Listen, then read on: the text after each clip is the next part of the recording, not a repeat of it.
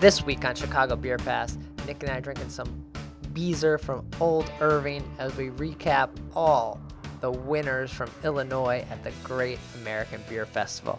All that and more on this week's episode.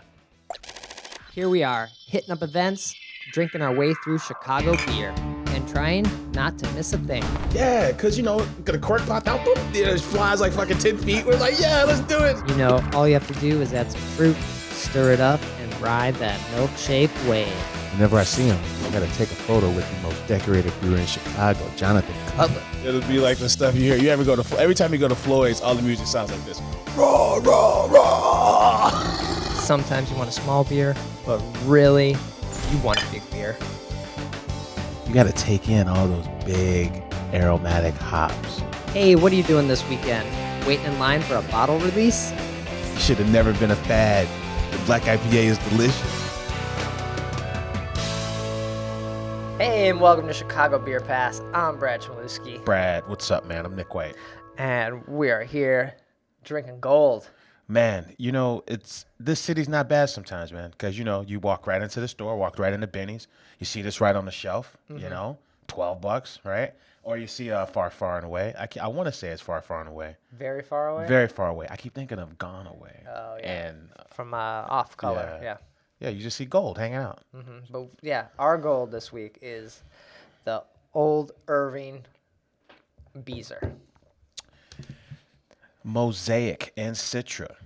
All in your face, Brad. Double dry hop, 6.9% juicy IPA of the year. Mm-hmm. Yeah, they took home gold at GABF this past weekend.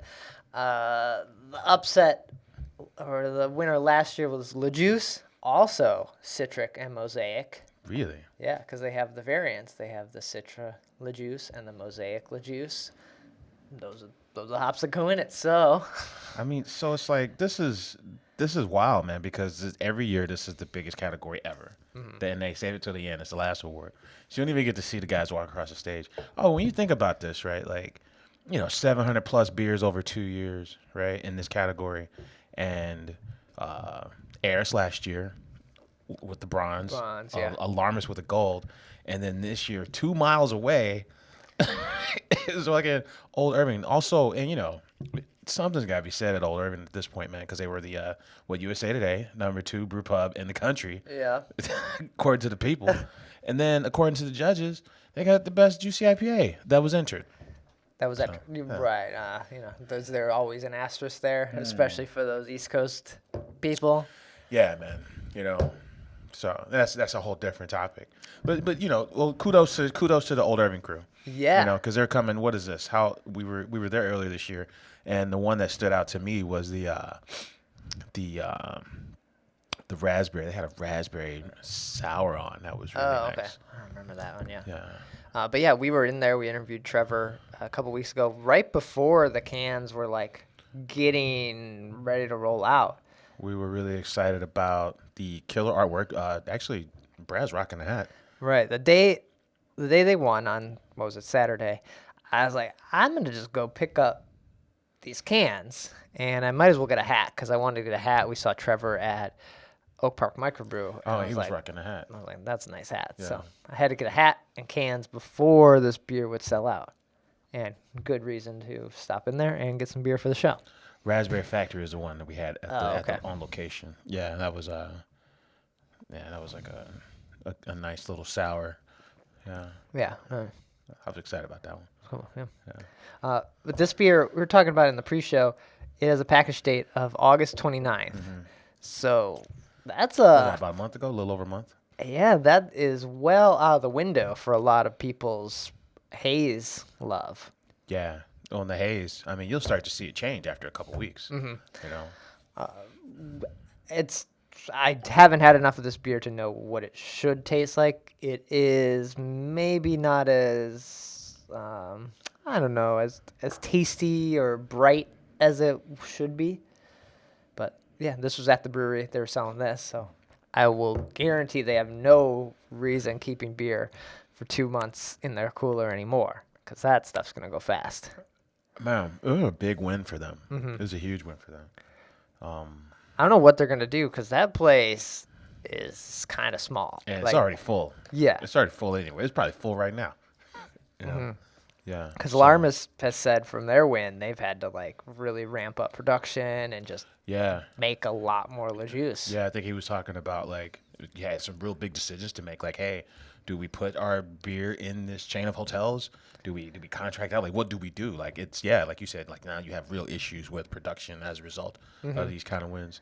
And then the big Northwest side, man. You know, we don't talk about it in the discussion really, because like when you think about like Capone's and even liquor stores, Capone's and Fishman's and the Beer Temple.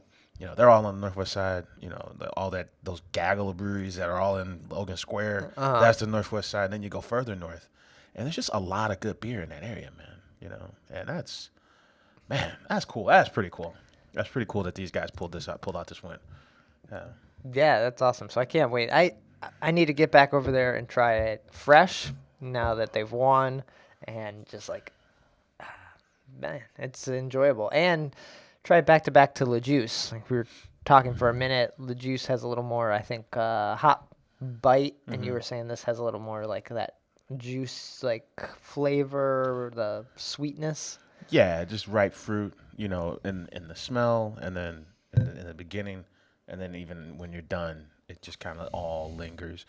All these notes just kind of meld together, where Le Juice is taking you more on a ride. There's more highs, there's more ups and downs. You know, there's more turns. It's doing more.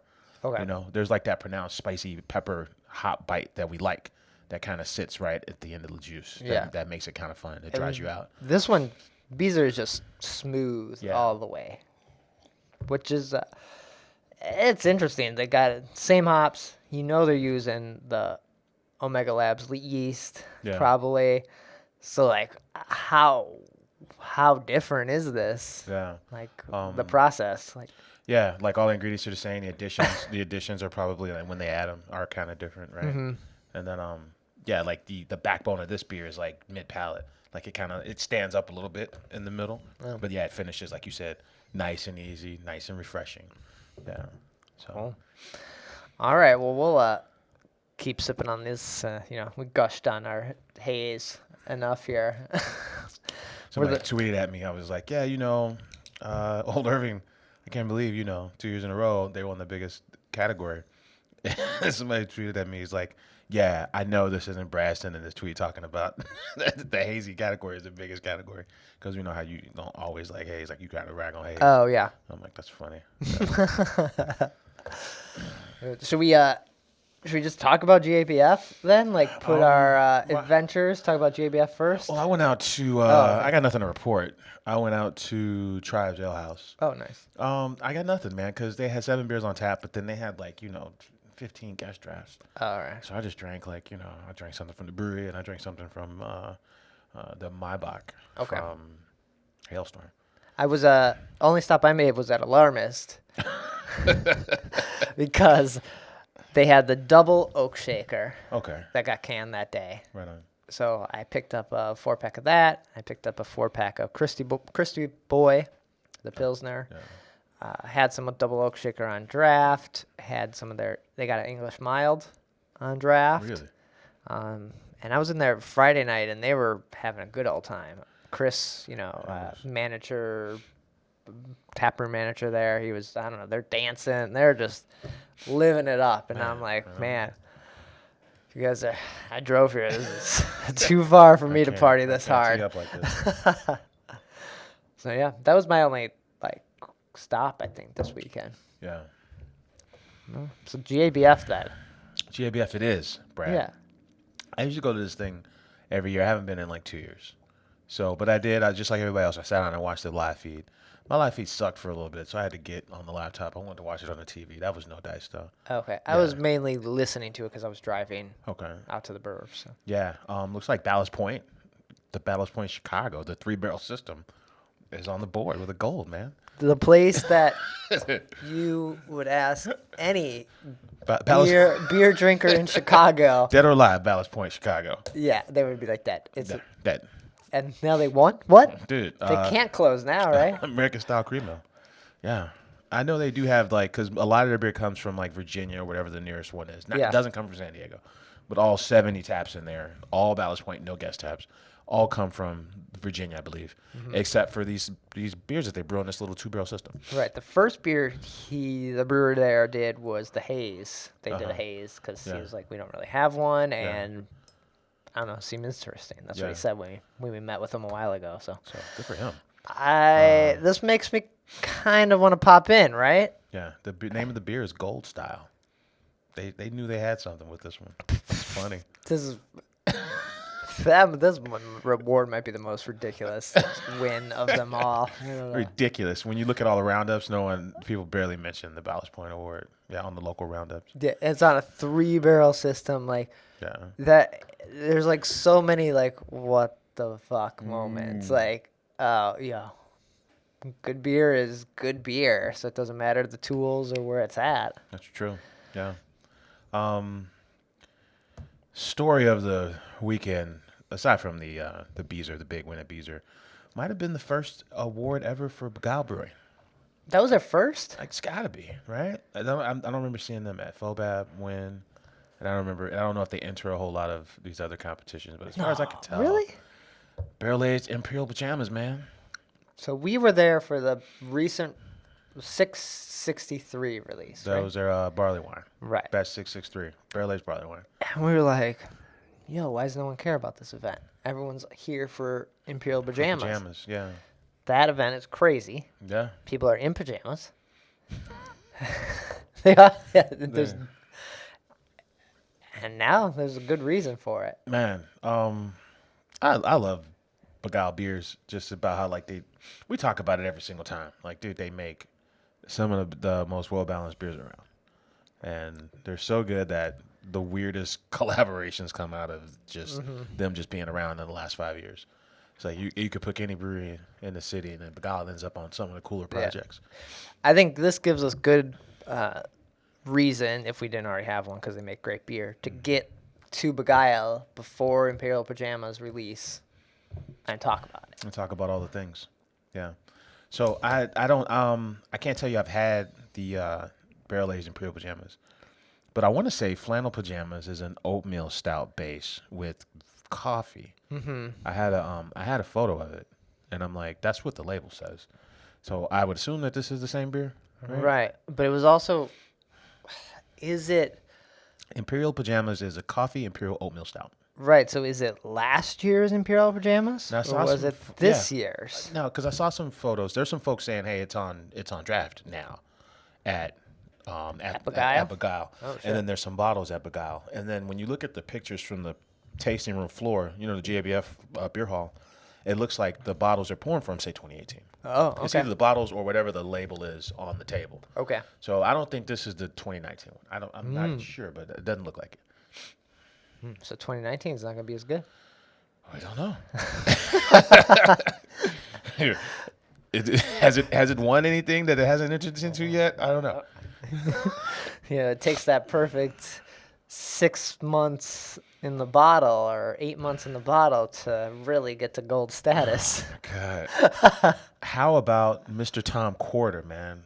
Goofy Boots, which is a juicy Penrose hazy Brewing. strong at Penrose. Took a bronze. Now, the first tasting of Bourbon County I ever had was with Tom Quarter. Okay. At the Palmer House Hilton at whatever restaurant's in there. Nice. And this was back when it was in the little 12-ounce bottles. Oh, Tom Quarter, awesome.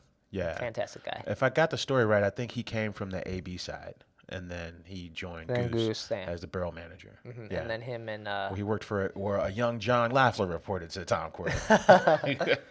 Yeah. And then he's the one that told me that there's like 500 calories and a pound of grain in every bottle of Bourbon County. I got that fact from Tom Quarter. Okay. One of the nicest dudes you'll meet in craft beer. For sure. Super cool. I know. And then, we broke the story on Hopcast of Penrose opening. So that was I remember that. Yeah, you did. Yeah. That was, I want to say that was at Off Color's launch. Went Off Color. We broke it at Map Room upstairs. Okay. Recorded it, and then went to the Off Color launch party. Yeah. So, good for Tom, man. Out in Penrose. I mean, Geneva. It's in Geneva. I only went once because it's out in Geneva. But I biked there once. God. Should be my tagline. That's right. I biked there. Yeah, man. Scorched Earth with a Doppelbock win. Oh, Jonathan Cutler picks up another award. According to the Peace website, this is the 29th award in GABF or World Beer Cup competition for. I was for Jay getting Cuddy. worried. He hadn't won like anything in a couple years, so I was kind of thinking he was off his game. Man. Belgian and French style ale for swing and single, which is I think a Belgian pale. That's awesome that the Scorched Earth one. We were just talking about him last week Yeah. on the Oktoberfest. He was like one of my top 3 Oktoberfest That's at true. Beer Hoptacular. And they are almost, I would put them in the same kind of boat as Begyle. Like, they're just making good beer. Yeah. And aren't people noticing? Yeah, there's a really strange bottle shop up in Rogers Park called Rogers Park Social. And I think part of it is like Cocktail Bar. The other half's a bottle shop. Oh, but they got the weirdest list, a bunch of, wine and cider. But one of the few brands of beer they carry is fucking Scorched Earth. Damn. Okay. Yeah, they're Exiled Angel up there. I don't think we've ever had Scorched Earth on the podcast either. No, and you can find their stuff at Delilah's as well, and the cute little maybe like 375 milliliter bottle. Oh, Not, cool. Not quite a bomber. Yeah, all they do is make good beer. That's cool, man. Light the Lamp out in Grays Lake, Illinois. Now that's north. That's like near the border. That's like up at Great America. Yeah, okay. Yeah. I hadn't heard of them, and I didn't. Yeah. My buddy, our office is up in Lake Forest during the day, and my buddy Dan went on CBG project, and he hated it. He's like, this place sucks. Oh. Yeah, and this was like the first year this is like their first year, but it's cool to see how people can turn things around. People we talk about it all the time, and when Half Acre first came in, a lot of people were just like, man, this stuff's okay. Who are these out of towners making this okay stuff? Like Right, humble beginnings for a lot of people, right? So good for them, man. They session beer. Yeah. Session beer for Light the Lamp. Yeah. You said off color? Yeah, off color with a gold in other Belgian style. So the Swing and Single is a Belgian pale, and so is the Very, Very Far. Mm-hmm. Okay. But the Very, Very Far was entered into other Belgian style. So it was in a different category, and they took a gold in that category. Interesting. And this beer is basically their first beer in cans, right? Yeah, they're doing a can launch this week. This, if you were like a big conspiracy person, as Nick is, you could figure this could be perfect. But it's like it works out so well for them, right? Dude, you and they can't- win gold, and it's going in cans this week. Like that's Two days before your can launch. you don't. The beer It doesn't get any better. That's amazing, right? Yeah, that's awesome. Got to be happy for them, man, because we talk about it all the time, man. You talk to reps, and they'll tell you how, in the beginning, Off Color always got into the cool kid bars. But, the other bars were slow to come around to it, right? Like, the non-nerd bars, So then they changed up their model. They started focusing on cool kid bars all across the country, basically. And also the language on the bottles changed. Like, I want to say Scurry is like a cot busser or something. It's a dark honey oat ale, but no one knows what the fuck a cot busser is. At the time, very few people knew what a goza was. And then take that off. Get that. So now they're like, hey, this is a blended, wheat ale, or this is a dark oat ale. Like they changed their approach. Made their beers approachable. Yeah, and now look, it seems to be working. Yeah. Yeah, Mousetrap is up and running. They got killer cocktails. They refuse to make an IPA, which I kind of dig. Yeah. They stuck to their guns. They stuck to their weird guns, and it paid off for them. So good for them, man. For sure. Who else we got on this list? Man, how about Pollyanna? Nice. Yeah. Okay. In the beginning of this thing, for the first, 11 or 12 categories, there was nothing. And then the first 4 awards were like all suburban awards, I believe. So, yeah, the suburbs were holding things down. Yeah. So. Yeah, Pollyanna. People who like Pollyanna. Like, Yeah.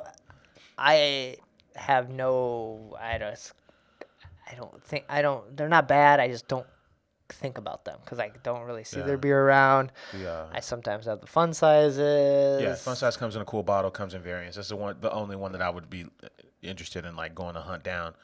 They are on tap at Sox Park. The first year that Sox had all this craft-centric makeover, like 3 years ago, the full Lamonti was there, which was like just a straight up like a golden ale. Okay. Which I really dug. And then their brewery is the closest one to Two Brothers. Okay. When you're leaving Aurora, coming back to. But they have like 3 locations, or they're about to have 3 locations. Oh really? Don't they have Lamont? Oh, and there's another one up in like Elgin or something. Yeah, so it's like, Rosalier. what are you guys doing? Like, what? This is where guys like who was like our guy Jeremy Teal, the Suburbia. Yeah, now he's at he's at a brewery, Riverlands. Riverlands. Yeah, Yeah, he was doing. He was a bar manager at that other like shack. The Love Shack, the little love place. Where I forget what that was. It's out there. It was, But this is it was where old trading post. Yeah. Like, I forget what the name of it was. It was a cool little spot. It's like Schaumburg-ish. Yeah. Yeah, Out yonder. Yeah. This is where we need out yonder correspondence. Yeah. Because to your point, We need a remote correspondent. I have no connection to. It's too far.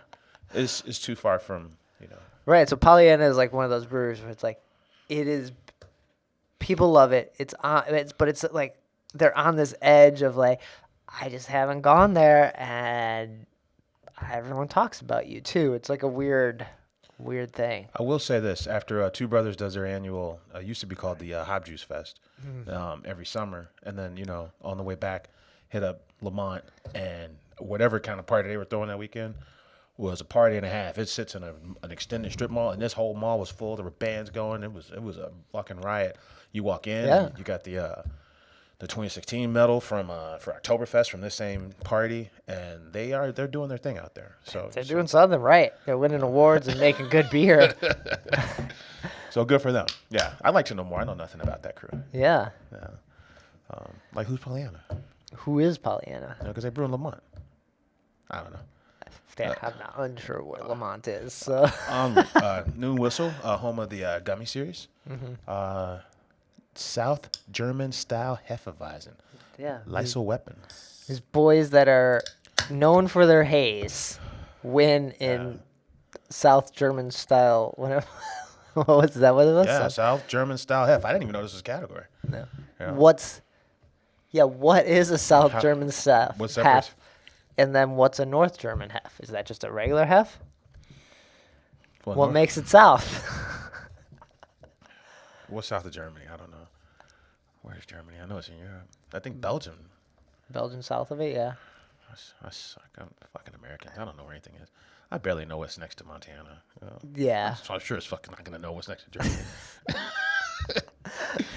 But yeah, what's a South hef? Like we should probably be looking that up. But it's pretty cool that it's actual category. I think at some point that there was a category where no one won gold, and yeah, actually, wheat ale was one of those categories. Oh, but then not that one, but a different one, like the MC historical. Historical was like you gotta do more historical beers. I remember. Oh, the guy, the MC, yeah.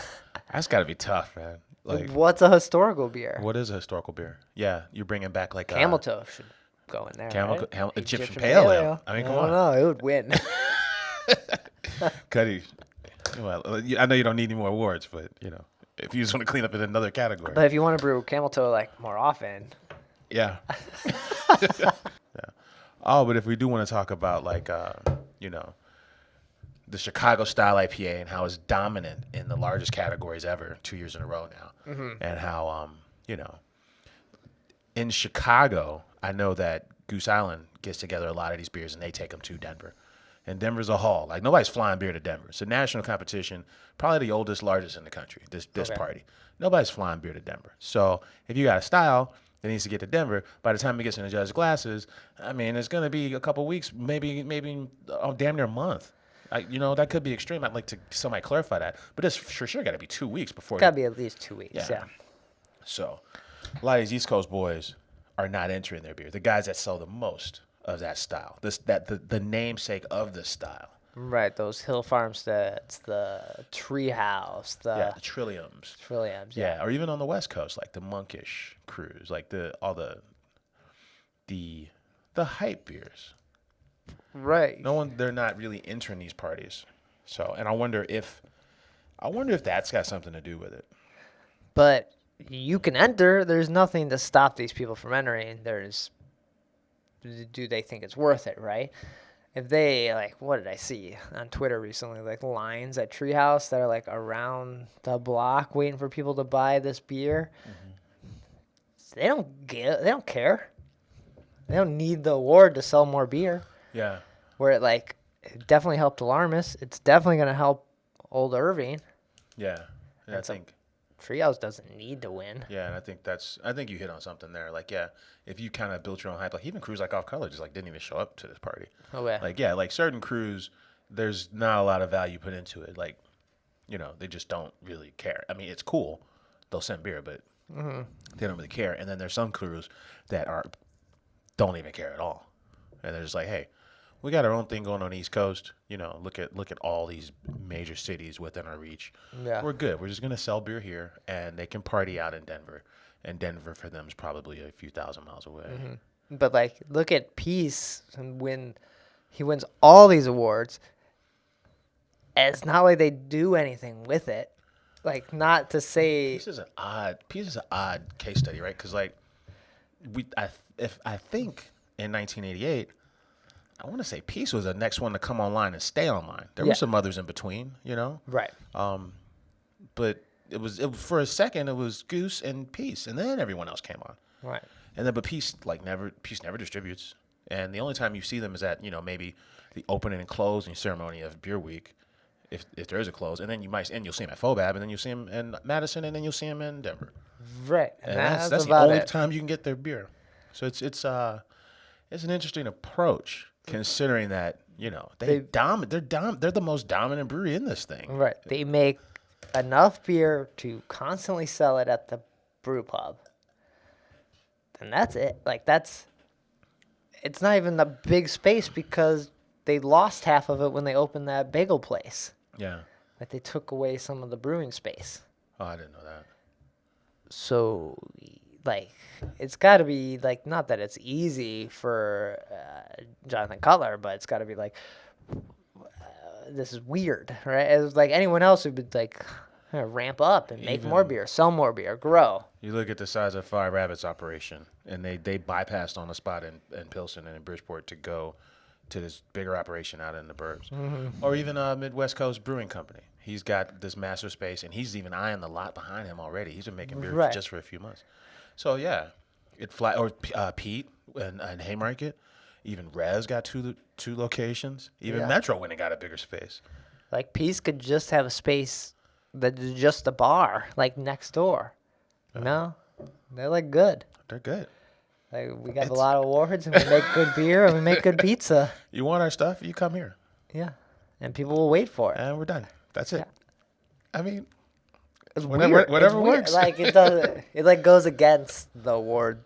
Usually, the awards help people sell more beer, and Peace is just put it on the board.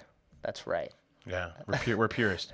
We're gonna be full every single day forever, right here. Yeah. Right on. Right. So that was the awards, man. Who won the most? What state won the most? It looks like if I got this right, man, it looks like Colorado won 40 awards, and then it looks like the state of California, dude. It looks like they won 68 awards at this event. Whoa, 68. That makes sense. They're a pretty big state. It is the big state. Yeah. Mm-hmm. My favorite name of a brewery is Six Bears and a Goat Brewery. They won a silver for a classic Irish style. Okay. I like there's just two dudes. Two dudes brewery. Two dudes. Or wasn't it was it two dudes or dudes or? So somebody pointed out there's a Chicago brewing company in Las Vegas that took an award today or that day. That's probably why Ale Syndicate had to change their name. So weird. Why you? There was also, I think, a Matt Brewery, right? I feel like that came up. Just some dude named Matt. Some dude named Matt. There's Big Sexy Brewing. I like that. Yeah, I dig these awards because you get a national snapshot of what's going on, of all these crews you've never heard of that There's some good wins for Minnesota. I think Ursa Minor won something, and a couple other ones that I haven't really heard about. So let's see, Minnesota. Cheers to craftbeer.com. Who is that? Whoever runs this party. Okay. This app is pretty slick. You know, you just go to the state and boom, it tells you. Even tell you how many people or where one. Minnesota won 4. Yeah. Nice. Yeah. Ursula Minor, Barrel Theory. Barrel Theory, yeah. Bobbing Bobber. Spilt Grain. Yeah. Yeah. That's cool. Quick snapshot. Texas is the other big state. 16 for Texas. Okay. Yeah. St. Arnold won a few. I haven't had a St. Arnold beer in a long time. Yeah. Over in Indiana, there's a crew called Metazoa over in Indiana. That's the old Fire Rabbit brewmaster. Oh. So John J. Hall, the guy who created 312 for Goose, and then made the most expensive beer in Goose history, that Grand Gaz. It was like with Swedish. They flew in like spruce tips and they flew in all these lingonberries. Okay. And that was his swan song. Yeah. And then he retired, or he quit, went to Fire Rabbit, and now he's in this brewery. Oh, I was wondering where he's at. Okay. Yeah. So. Neat. Yeah. 200 over 200 entries in the American fruited sour category this year too. Damn. Okay. Yeah, which was like, one of the larger categories. Yeah. So. I don't know. It's pretty fun to see, and you get introduced to a lot of breweries. I was like listening, and I was like, I have not heard of almost any of these breweries, which is amazing to see, or hear, I guess. But yeah, cool. Go out. Yeah, the dudes brewing. Yeah, the dudes. Go out, try some of these beers. Definitely get your hands on these Illinois winners. Pollyanna shows up at FOBAB all the time. You're going to see some of these crews at FOBAB as well. Like Off Color's always there.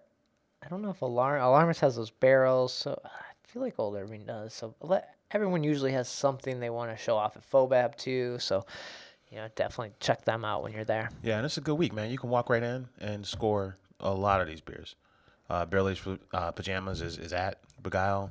You can stroll into a lot of spots and get very far. Is it very far? Very far away, yeah. Very far away, and you can get Beezer. Like, just stroll right in and grab it. It's nice. That very far away is nice. You know what it reminds me of? You've had it? Yeah, I had it in cans? In bottles. It's in bottles right now. Nice price, too. 4-pack bottles is $7.99. Okay. Yeah. I wonder what the 4-pack cans are, like $10.99, $12.99? That's a good question. Yeah, because they're probably going to be tall boys. I so think they're probably a little more. So this is their third format then, right? Oh, really? The 4-pack bottles. And then, they had their little smaller bottles for their reserve stuff. Yeah. The short, fat bottles. And now this. Oh, but it reminds you of a thinner Le Fin du Monde.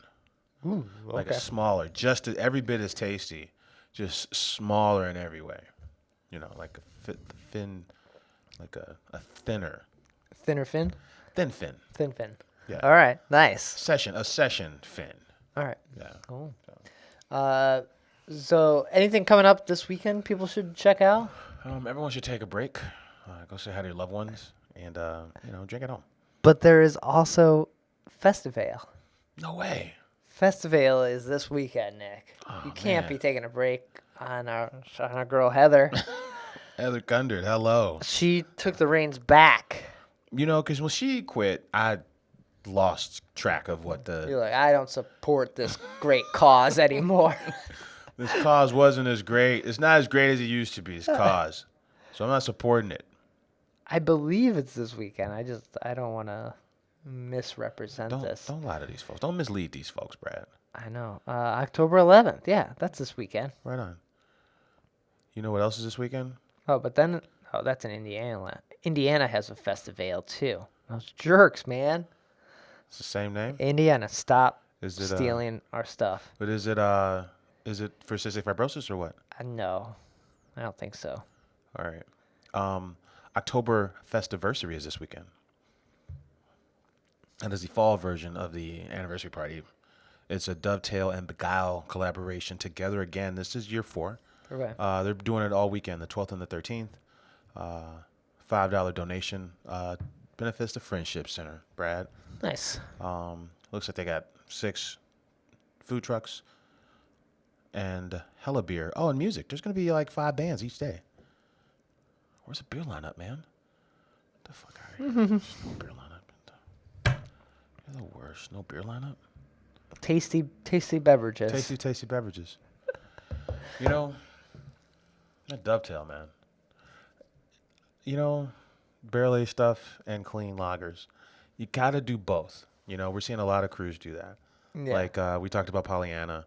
You know, I always talk about the pivot that Maplewood does, where, you know, they're known for the big dessert stouts and the haze, but then they hit you with some well balanced brown ales and some lagers. Phase 3, another crew before that, the Moore crew. Like I love that dance, so I'm glad to see Pollyanna's about that dance too. You know. Sure. Yeah.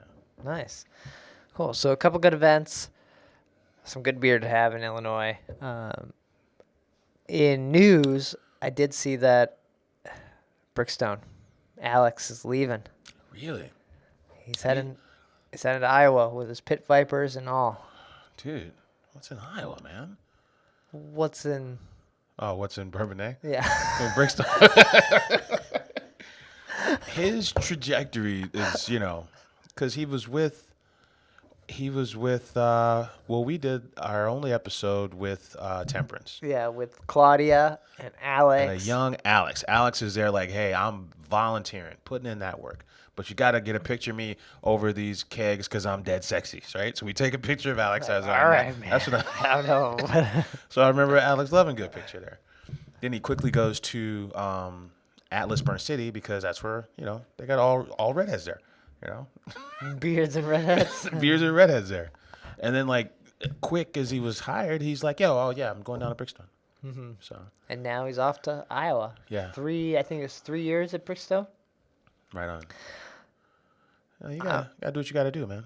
Yeah, they need to bring someone in that I think had as big of a personality as Alex did. Yeah. To keep people excited about what's happening in Bourbonnais. Yeah. But man, the beer's good. That's I'm true. sure that's not going to change. But yeah, it's one thing to have good beer. It's a different thing to sell it, right? Yeah.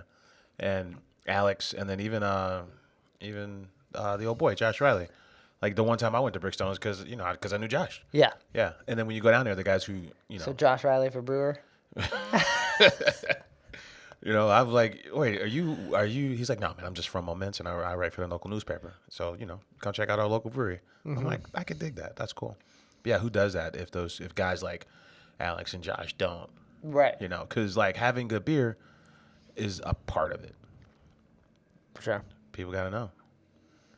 So that's going to be interesting to see what happens there. And, excited to see what he does in Iowa. Iowa. Damn. Your money goes a little further in Iowa, I'm guessing. Taxes are definitely not as fucked up as they are here. I'm sure they're like nothing in Bourbonnais. Like, I see what you're saying. Like, what's the difference between Bourbonnais and Iowa? Your money is going just as far. Yeah. All right. Man. Well, that's going to do it for this week's episode then. What are we doing? Are we doing, when are we doing Revolution? We got Revolution coming up. Maybe next week, maybe later in the month. It's coming up. We're going to head to Rev. Okay. See what's up. We should do an episode with Trevor over at Old Irving, see what's up there. Now that he's, a gold medal winner. He's a good interview too. Yeah, fun guy. He's got a lot of energy, and he's all about it's okay to not be okay. Mm-hmm. You know, like that suicide awareness thing. And he's got a chef background. Yeah. And then he really loves, he loves what he does, man. And he actually makes a lot of good beer. Yeah. We need to win. I'm sure it needs to happen. The Juice Beezer combo. Interview everybody about this. Get this going. It cannot be understated that the two biggest categories ever at the oldest fest in the country now have gold medals 2 miles apart. That's crazy. And that's in Chicago. That's not on the East Coast. That's not in California. That's right here in the city of wind. That's awesome. All right. Man. Nick, where can people find you, get in touch when we're not here? Right on, man. I'm on Twitter at Nicosio. And I'm on Twitter at BRAD, Chicago Beer Pass on Twitter, Instagram. We're always usually throwing up a lot of photos. We slacked this week. We took it easy. We had to recoup sometimes. We'll be back. Yeah. So check us out there. Facebook, always throwing up photos. Nick threw up a bunch of photos from our Argus trip there. So check that out. And yeah, we'll be back next week, either here at Rev or maybe somewhere else. I don't know. Take care. Cheers.